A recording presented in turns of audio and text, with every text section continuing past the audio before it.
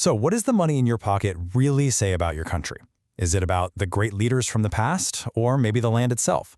Well, in the UK, that very question has just exploded into a huge debate. And it's all because the Bank of England wants to replace Winston Churchill with an otter. So, what's the deal here? Is this just a much-needed modern update? Or, as some critics are calling it, a genuinely outrageous decision that's chipping away at the very idea of British heritage? And this quote from conservative lawmaker Alex Burkhardt, it really gets to the heart of the controversy, doesn't it? It pits one of Britain's most iconic historical figures against, well, an otter. So what's really going on here? Okay, so let's break down what the Bank of England is actually planning. We're talking about a complete, top-to-bottom thematic overhaul for the next series of banknotes. And wow, the change is pretty dramatic.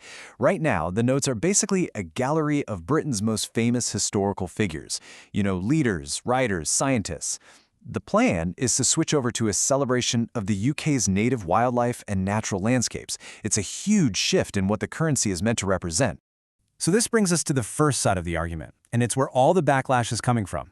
For a lot of people, this isn't just a simple design choice. It actually feels like an erasure of the nation's history. And you can really feel that sentiment in this quote. The feeling is that people's history, their heritage, their entire culture is being eroded. The banknote change is seen as just one more piece of a much bigger and more worrying trend. And you gotta remember, it's not just Churchill. As you can see here, an entire pantheon of British achievement is set to be replaced.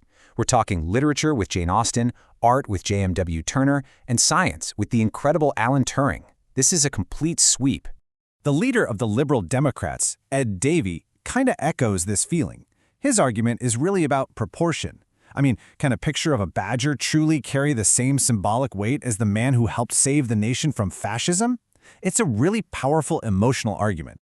But, of course, there's always another side of the story. So let's take a look at the official reasoning from the Bank of England itself.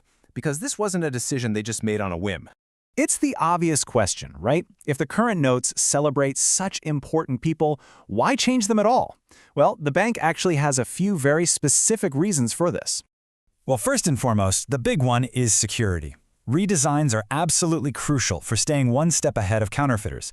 But beyond that, the bank is pointing out that this theme didn't just come out of nowhere. It was the result of a public consultation. It's a chance to celebrate a different, but you could argue equally important side of the UK. The Bank of England's chief cashier, Victoria Cleland, really puts that security argument front and center.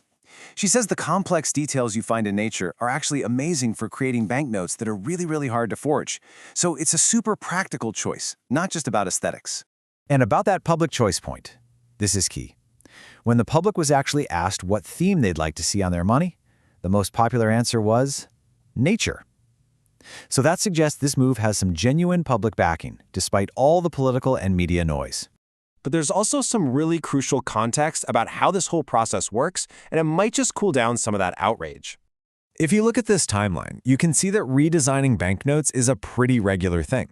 The current Churchill note itself is less than a decade old. So we're not talking about getting rid of some centuries-old tradition here. It's just the next step in an ongoing cycle of currency updates. So the crucial point is this: Churchill isn't disappearing tomorrow. This whole process takes years. The current notes will still be circulating right alongside the new ones for a long time. And maybe most importantly, the monarch's portrait, now King Charles III, will still be on the other side, which maintains that direct link to national leadership. So when you strip away all the politics and the practicalities, what you're left with are two competing visions for what money should represent. This brings us to a much bigger, more fundamental question of currency and culture. And this is the core of it all. Should a banknote be a history lesson, celebrating the great people who built the nation and its values? Or should it reflect the physical land itself, the environment, and the natural world that's shared by everyone? There really is no easy answer. Is it about the people who made the nation or the land we all share? It really makes you think. What do you believe the money in your pocket should say about your country?